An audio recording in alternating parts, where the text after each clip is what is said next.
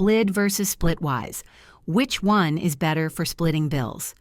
Hey guys, in this video I'm going to compare Splid and Splitwise, so you can pick the one that actually works best for splitting costs with friends or roommates. Let's start with Splid. It's a super simple app that helps you split restaurant bills or shared costs fast. You snap a photo of the receipt, tag who was there, and it splits everything automatically, even if some people ordered more than others. Great for quick meals out and small groups, but not built for long-term tracking or big group trips. Now let's talk about Splitwise. Splitwise is more full-featured.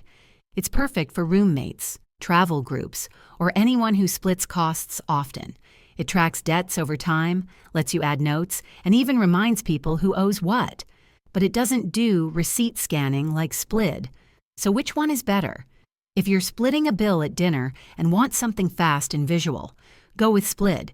If you're managing shared costs over weeks or months, Splitwise is the way to go. Both are great. Just use the one that fits your situation best. Let me know in the comments which one you prefer. And if you found this helpful, hit like and subscribe. See you next time.